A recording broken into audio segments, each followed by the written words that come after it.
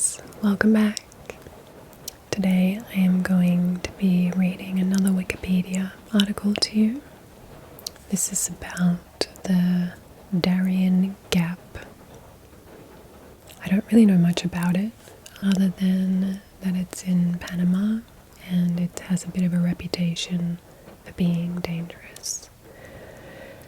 And I thought that sounds kind of cool, so I would like to read it for you today or tonight while you relax, go to sleep, or whatever you feel like doing. And I also just wanted to plug my website, which some of you have already discovered. Just been popping it in the comments and the description. And it's just a little space that I've created off YouTube. I post photos on there and I create different kinds of videos over there, still in the ASMR vibe, but a little more personal, one-on-one type energy, if that makes sense. So if that sounds like something you might like, please go and check it out. That is at dianaasmr.com. Just .com. Anyway, let's continue.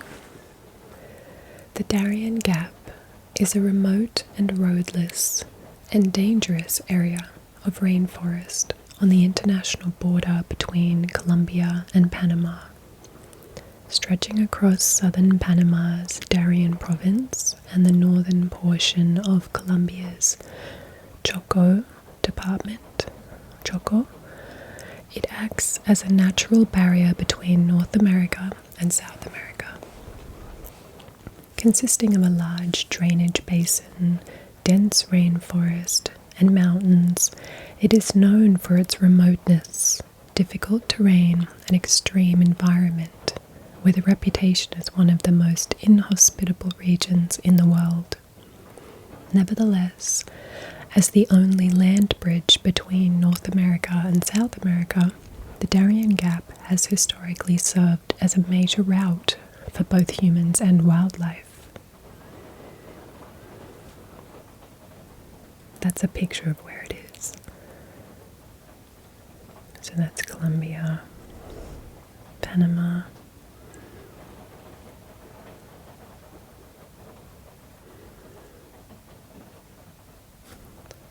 What's this picture?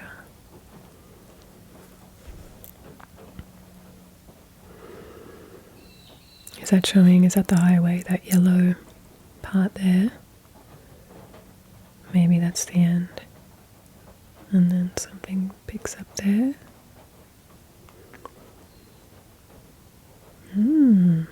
Okay.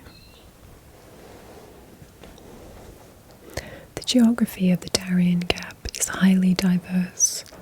The Colombian side is dominated primarily by the river delta of the Atrato River, which creates a flat marshland at least 80 kilometers, 50 miles wide. The Tanala River, which flows towards Atrato, was Hispanicized to Darién by 16th century European conquistadors. The Serranía del Baudo mountain range extends along Colombia's Pacific coast and into Panama.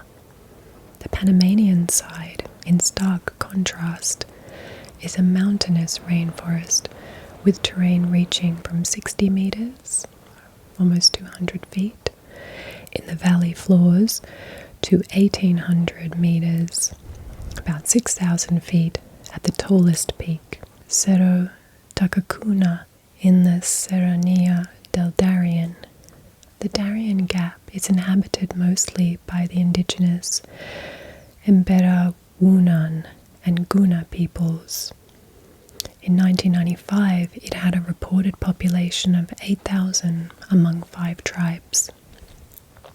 The only sizable settlement in the region is La Palma, the capital of Darién province, with roughly 4,200 residents.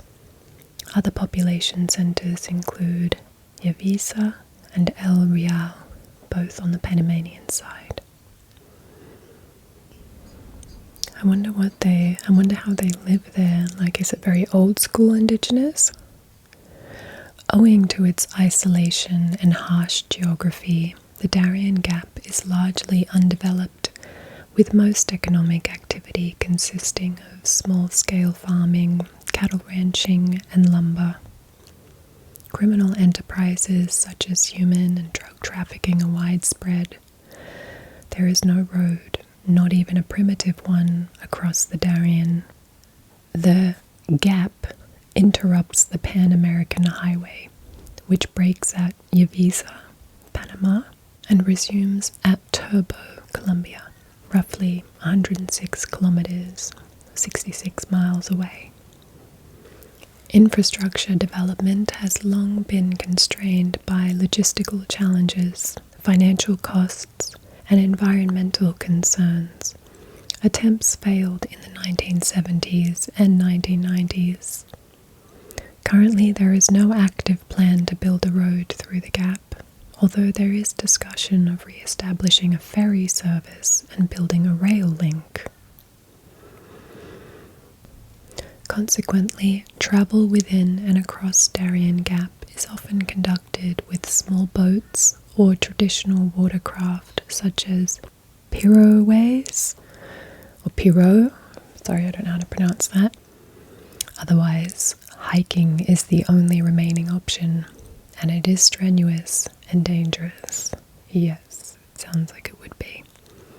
Aside from natural threats, such as deadly wildlife, tropical diseases, and frequent heavy rains and flash floods, law enforcement and medical support are non-existent, resulting in rampant violent crime and causing otherwise minor injuries to ultimately become fatal. Despite its perilous conditions, since the 2010s, the Darién Gap has become one of the heaviest migration routes in the world, with hundreds of thousands of migrants, primarily Haitians and Venezuelans, traversing north to the Mexico-United States border. In 2022, there were 250,000 crossings, compared to only 24,000 in 2019. In 2023, more than 500,000 passed through the gap, more than doubling the previous year's number of crossings. Wow, I wonder if they were all okay. Like, I wouldn't imagine they would be. It's very scary. Pan-American Highway. The Pan-American Highway is a system of roads measuring about 30,000 kilometers, 19,000 miles, in length that runs north-south through the entirety of North, Central, and South America, with the sole exception of the Darién Gap. On the South American side, the highway terminates at Turbo, Colombia. On the Panamanian side, the road terminates for many years in Chepo, since 2010 in the town of Yavisa. Many people, including local indigenous populations, groups and governments, are opposed to completing the Darién portion of the highway. Reasons for opposition include protecting the rainforest, containing the spread of tropical diseases, protecting the livelihood of indigenous peoples in the area, preventing drug trafficking and its associated violence, and preventing foot and mouth disease from entering North America.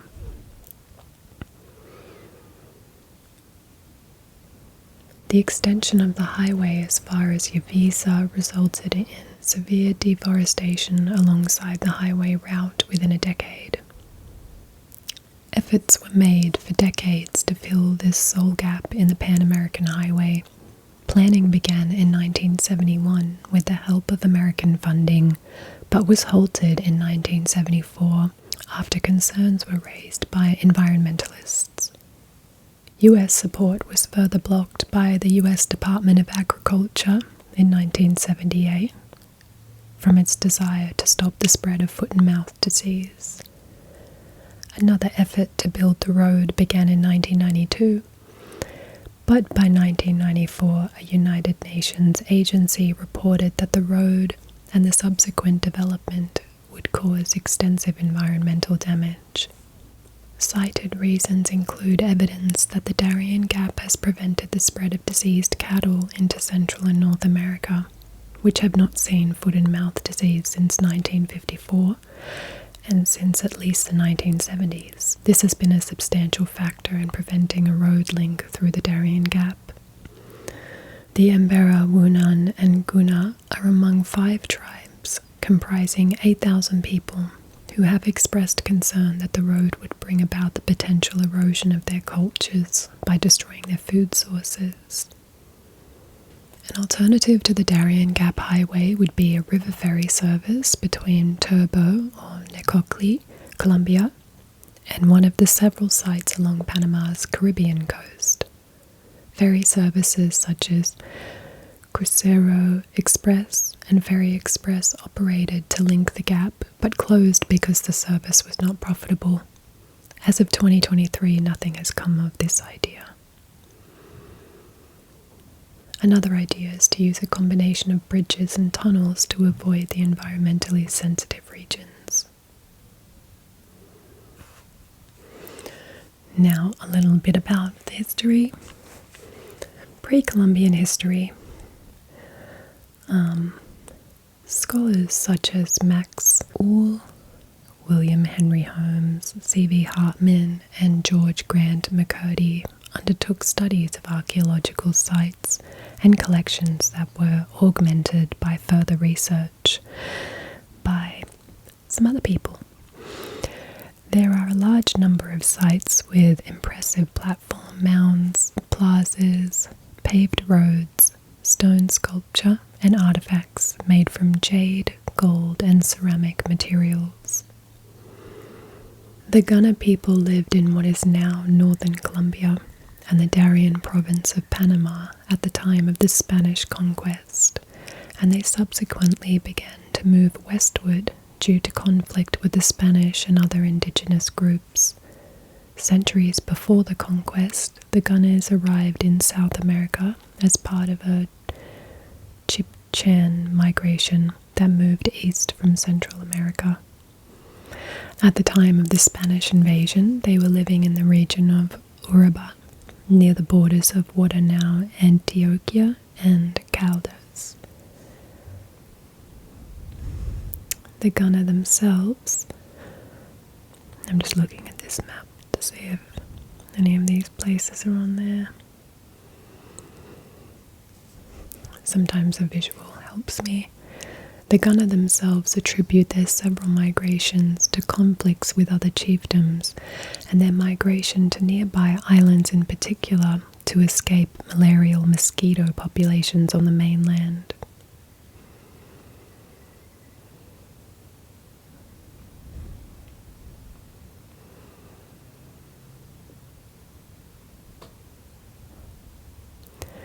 Vasco Núñez de Balboa and Alonso de Ojeda explored the coast of Colombia in 1500 and 1501. They spent most time in the Gulf of Urabá, where they made contact with the Gunners. I hope I'm saying that right. Could be Gunners. The regional border was initially created in 1508 after royal decree to separate the colonial governorships of Castilla de Oro and Nueva Andalucía, using the river Atrado as the boundary between the two governorships.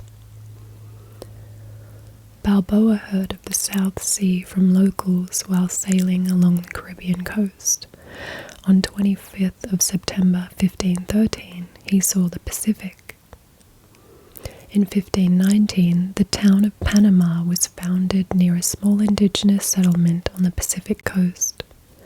After the Spaniards entered what is now Peru, it developed into an important transshipment port as well as an administrative center. In 1671, the Welsh pirate Henry Morgan crossed the Isthmus of Panama from the Caribbean side and destroyed the city, The town was subsequently relocated a few kilometers to the west on a small peninsula. Why did he destroy it? The ruins of the old town, Panama Viejo, are preserved and were declared a World Heritage Site in 1997. Silver and gold from the Viceroyalty of Peru was taken across the isthmus by Spanish silver train to Portobello, where Spanish treasure fleets shipped them to Seville and Cadiz from 1707. Lionel Wafer spent 4 years between 1680 and 1684 among the Gunners. In 1698, the Kingdom of Scotland tried to establish a settlement in a project known as the Darién Scheme, intending to tame, occupy, and administer the non-traversable land of the Darién Gap, and use it as a gateway to trade between the Atlantic and Pacific Oceans, as was later achieved successfully by the Panama Railroad and then the Panama Canal. The first expedition of 5 ships set sail from Leith on 14 July 1698 with around 1,200 people on board. Their orders were to proceed to the Bay of Darien and make the isle, called the Golden Island, some few leagues to the leeward of the mouth of the great river of Darien, and there make a settlement on the mainland. After calling at Madeira and the West Indies, the fleet made landfall off the coast of Darien on 2nd of November. The settlers christened their new home New Caledonia. The aim was for the colony to have an overland route that connected the Pacific and Atlantic Oceans. Since its inception, it has been said that the undertaking was beset by poor planning and provisioning, divided leadership, a poor choice of trade goods, devastating epidemics of disease, reported attempts by the East India Company to frustrate it, and a failure to anticipate the Spanish Empire's military response. It was finally abandoned in March 1700 after a siege and harbour blockade by the Spanish forces. As the Company of Scotland was backed by approximately 20% of all the money circulating in Scotland, its failure left the Scottish lowlands in substantial financial ruin. In fact, English financial incentives are thought to have been a factor in persuading those in power to support the 1707 union with England. According to this argument, the Scottish establishment of landed aristocracy and mercantile elites considered that their best chance of being part of a major power would be to share the benefits of England's international trade and the growth of the English overseas possessions, so its future would have to lie in unity with England. Furthermore, Scotland's nobles were almost bankrupted by the Darien fiasco. Panamanian independence. Most of Panama was part of Colombia until it declared its independence in 1903, with encouragement and support from the United States. The geography of Darien, through which no troops could pass, made its Departamento of Panama harder to defend and control. The current border is regulated by the Victoria-Velez Treaty, signed in Bogota on 20th of August 1924 by the foreign ministers of Panama and Colombia. This treaty is officially registered in the registered number 814 of the Treaty League of Nations. On 17th of August 1925, said border was based on the same Colombian law of 9th of June 1855.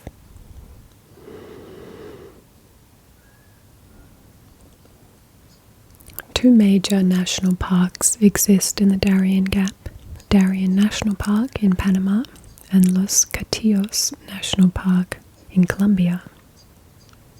The Darién Gap forests had extensive cedrela and mahogany cover, until many of these trees were removed by loggers.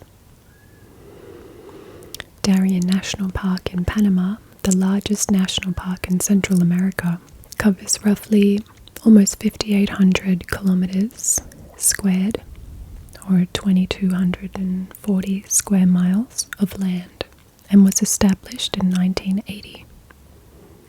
The property includes a stretch of the Pacific coast and almost the entire border with neighboring Colombia. There's a kind of random section here where they've added information about an airline. Copa Airlines Flight 201 on 6th of June 1992. Copa Airlines Flight 201, a Boeing 737 jet airplane covering a flight between Panama City and Cali, Colombia, crashed into the Darién Gap, killing all 47 people on board. Adventure travelers. To travel between the continents through the Darién Gap has long been a challenge. The gap can be transited by off-road vehicles attempting intercontinental journeys. The first post-colonial expedition to the Darien was the Marsh-Darien Expedition in 1924-25, supported by several major sponsors, including the Smithsonian Institution and the American Museum of Natural History, and the government of Panama. The first vehicular crossing of the gap was made by 3 Brazilians in 2 Ford Model T cars. They left Rio de Janeiro in 1928 and arrived in the United States in 1938. The expedition intended to bring attention for the Pan American Highway after an international conference in Chile in 1923. I wonder why it took them 10 years. The participants were Leonidas Borges de Oliveira, a lieutenant from Brazilian Army, Francisco Lopes de Cruz from Brazilian Air Force, and Mario Fava, a young mechanic. That's a good person to bring. They took what appears to be the last photo of Augusto Sandino, who received them in Nicaragua, and were received by Henry Ford and Franklin Roosevelt in the United States. Another crossing was completed by the Land Rover, La Cucaracha Cariñosa, the affectionate cockroach. That's funny. And a Jeep of the Trans-Darien Expedition in 1959-60. They left Chepo, Panama on the 2nd of February 1960 and reached Quibdó, Colombia on 17th of June 1960, averaging 200 meters per hour over 136 days. Wow. I really want to see what it's like there, like I'm just picturing really thick forest, but how do you get a Land Rover through that? Okay, so what's this?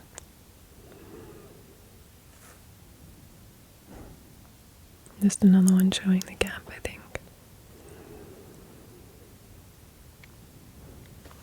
In December 1960, on a motorcycle trip from Alaska to Argentina, adventurer Danny Liska attempted to transit the Darién Gap from Panama to Colombia. In Panama City, Liska decided to fly his motorcycle ahead to Medellin and proceed across the gap by boat and on foot. Wow. He was later forced to abandon his motorcycle when he was not able to clear it at a customs office in Punta Arenas and was once again on foot. In 1961, a team of 3 1961 Chevrolet Corvairs and several support vehicles departed from Panama.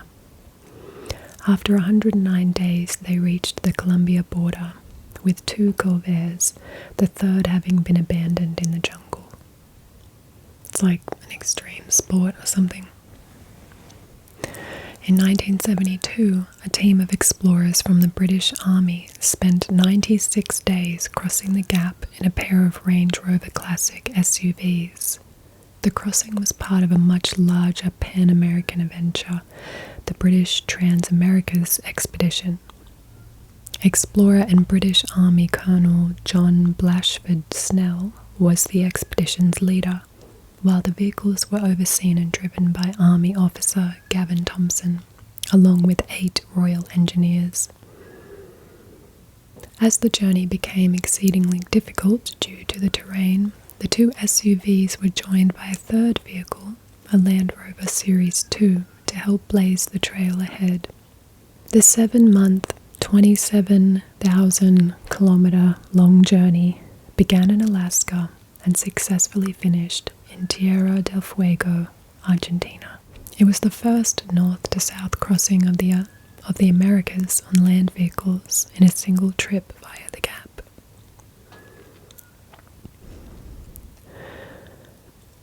The first fully overland wheeled crossing of the Gap was that of a British cyclist, Ian Hibble, who rode from Cape Horn to Alaska between 1971 and 1973.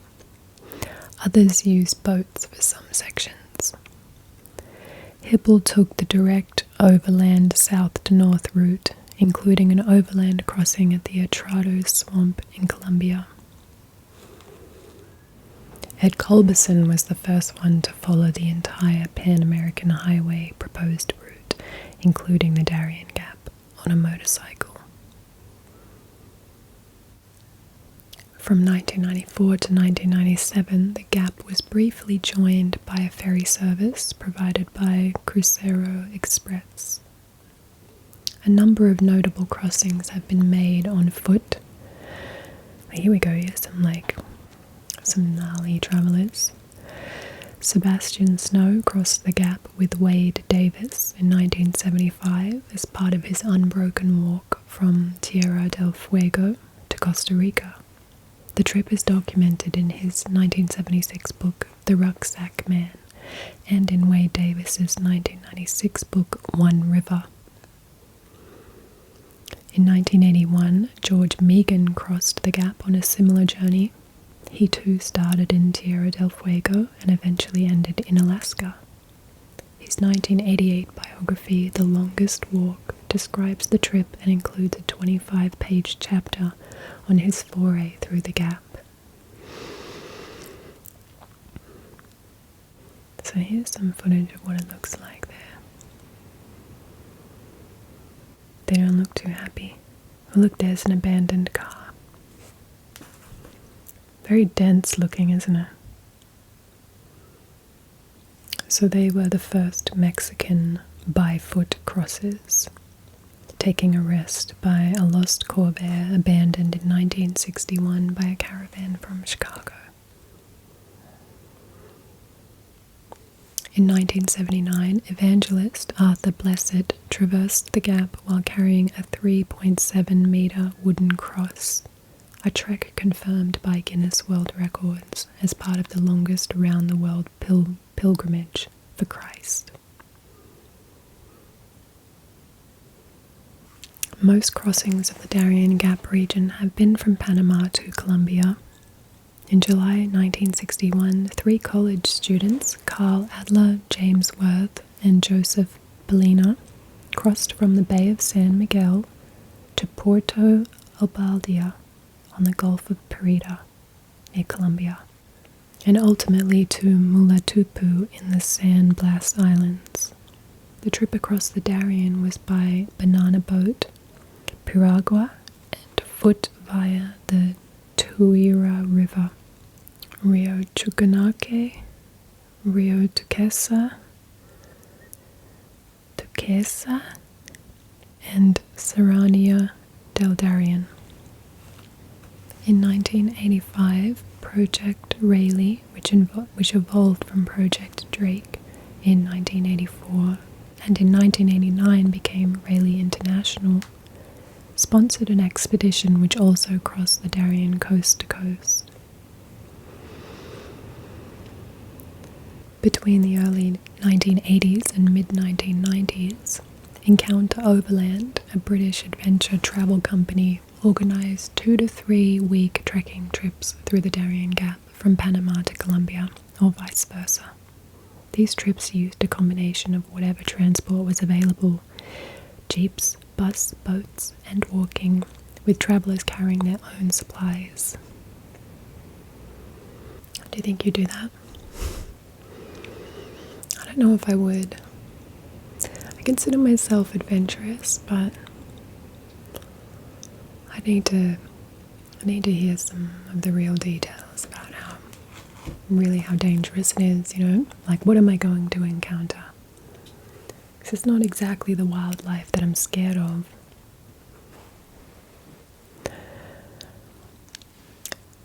Complete overland crossings of the Darién rainforest on foot and riverboat, i.e. from the last road in Panama to the first road in Colombia, became more dangerous in the 1990s because of the Colombian conflict.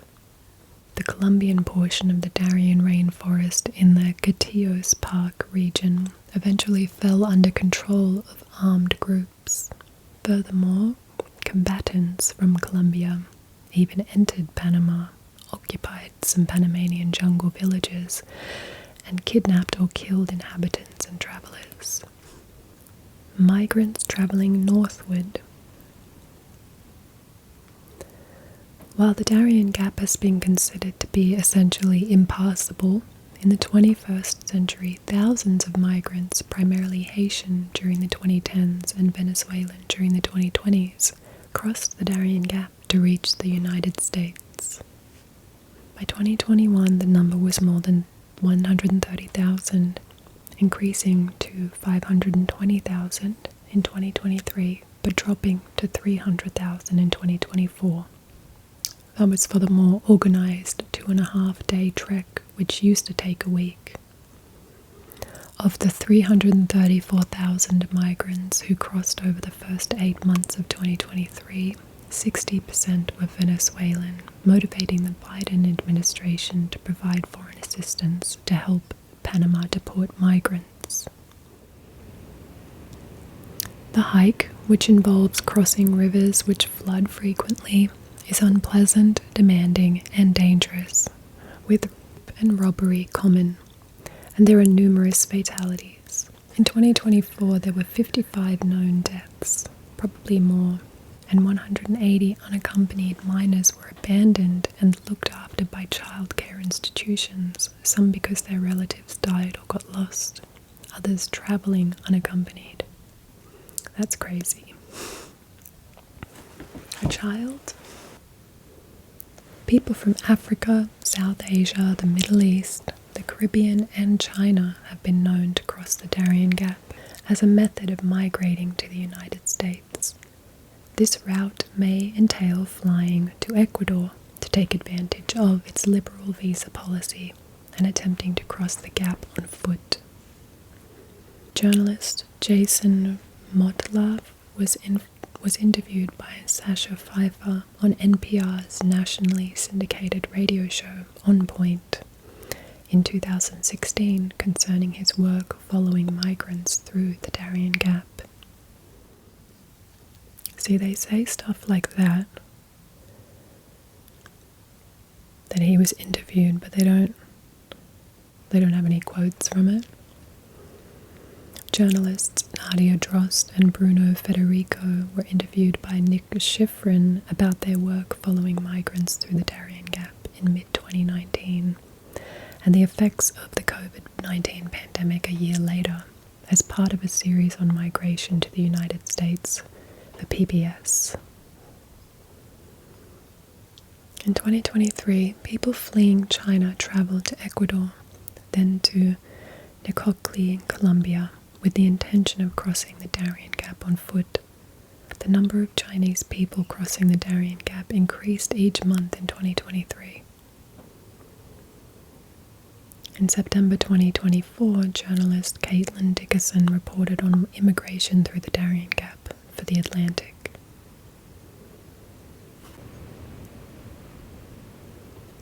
The route in the 21st century. Records are not kept, but it is known that many migrants die on this trip. The hiking trail ascends abruptly over a mountain.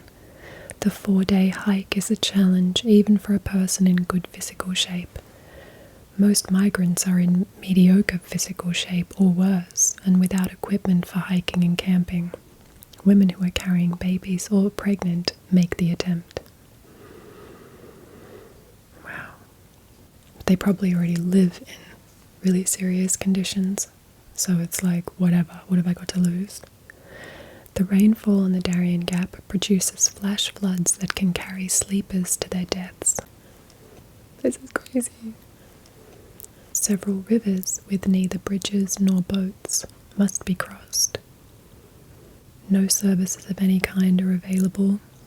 Food, a tent, and water purification materials sufficient for a hike of several days must be carried. Bodies of migrants are often found, but the numbers found are said to be grossly underreported by authorities in Panama.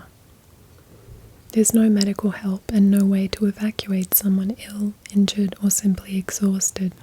A broken leg is usually fatal. Wow. There are many insects, snakes, and carnivorous animals. Many migrants are robbed. There is no police presence and no cell phone service. Armed conflict. The Darién Gap was subject to the Marxist Revolutionary Armed Forces of Colombia, which led to an insurgency against the Colombia government. FARC rebels were present on both the Colombian and Panamanian sides of the border. Other non-political victims include 3 New Tribes missionaries who died after disappearing from the Panamanian side in 1993. In 2003, Robert Young Pelton, on assignment for National Geographic Adventure magazine, and 2 traveling companions, Mark Weddervan and Megan Smaker, were detained for a week by the United Self-Defense Forces of Colombia, a far-right paramilitary organization, in a highly publicized incident.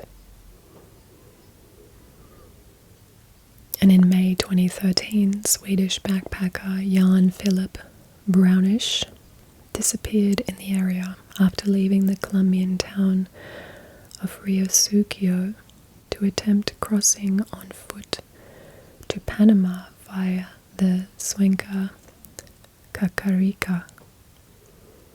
The FARC admitted to killing him, having mistaken him for a foreign spy. So that's the end of the article. What do you guys think?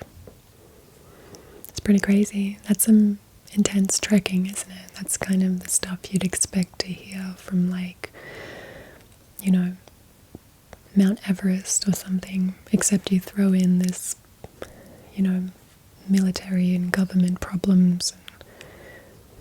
And wow, it's a pretty crazy place. If you know any more kind of cool places like this, I'd love to read about them as well.